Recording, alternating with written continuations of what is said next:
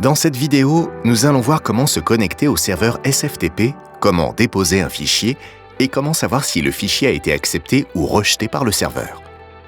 Cette application permet aux titulaires d'EDC et au GRD d'envoyer les données de collecte utilisées par RTE pour le calcul du niveau de certification effectif, puissance disponible, contrainte de stock et de récupérer les données mises à disposition par RTE. Pour pouvoir utiliser le serveur SFTP, vous devez disposer d'un accès. Pour en faire la demande, le code EIC et l'adresse IP publique de votre société sont à transmettre par email à l'adresse rte-dsit-mco-aoc-rega@rte-france.com.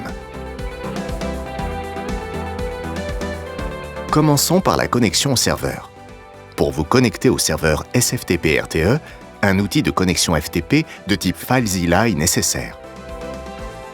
Saisissez le nom d'hôte fourni dans les règles SI du mécanisme de capacité pour le volet certification.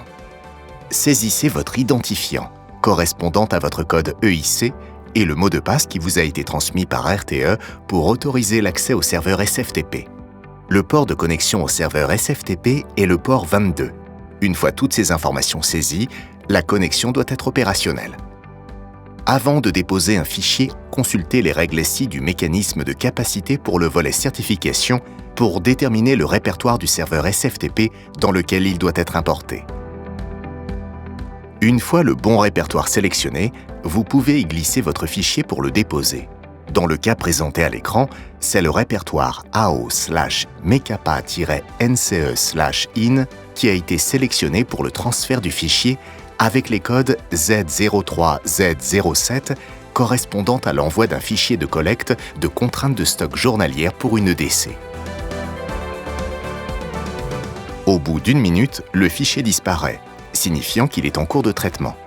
Pour le voir apparaître, rafraîchissez l'écran en cliquant sur l'icône avec les deux flèches en haut de l'écran. Les réponses au traitement des fichiers sont disponibles au bout de 5 minutes en moyenne dans le répertoire des acquittements AO/mekapa-ack/out, dont l'adresse est précisée dans les règles SI du mécanisme de capacité pour le volet certification. Pour les voir apparaître, rafraîchissez l'écran en cliquant sur l'icône avec les deux flèches en haut de l'écran. Une fois le fichier d'acquittement disponible, téléchargez-le afin de conserver votre message d'acquittement en dehors du serveur SFTP et supprimez-le du répertoire afin d'éviter une saturation du serveur SFTP. Dans ce premier cas, un acquittement de rejet A02 a été émis. Ce code A02 apparaît dans le nom du fichier.